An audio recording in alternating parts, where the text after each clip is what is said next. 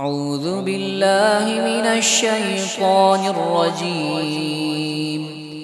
بسم الله الرحمن الرحيم. عم يتساءلون عن النبأ العظيم الذي هم فيه مختلفون. كلا سيعلمون ثم كلا سيعلمون. ألم نجعل الأرض مهادا والجبال أوتادا وخلقناكم أزواجا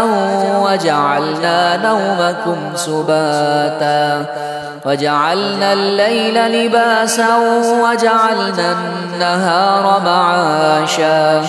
وبنينا فوقكم سبعا شدادا وجعلنا سراجا وهاجا وأنزلنا من المعصرات ماء ثجاجا لنخرج به حبا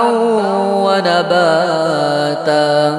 وجنات ألفافا إن يوم الفصل كان ميقاتا يوم ينفخ في الصور فتأتون أفواجا وفتحت السماء فكانت أبوابا وسيرت الجبال فكانت سرابا إن جهنم كانت مرصادا للطاغين مآبا لابثين فيها أحقابا لا يذوقون فيها بردا ولا شرابا إلا حميما وغساقا جزاء وفاقا إنهم كانوا لا يرجون حسابا وكذبوا بآياتنا كذابا وكل شيء أحصيناه كتابا فذوقوا فلن نزيدكم إلا عذابا إن للمتقين مفازا حدائق وأعنابا وكواعب أترابا وكأسا دهاقا لا يسمعون فيها لغوا ولا كذابا جزاء من ربك عطاء حسابا رب السماوات والأرض وما بينهما الرحمن لا يملكون منه خطابا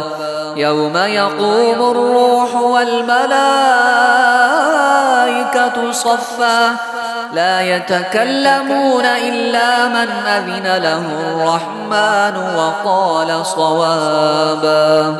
ذلك اليوم الحق فمن شاء اتخذ إلى ربه مآبا إنا أنذرناكم عذابا قريبا يوم ينظر المرء ما قدمت يداه ويقول الكافر يا ليتني كنت ترابا.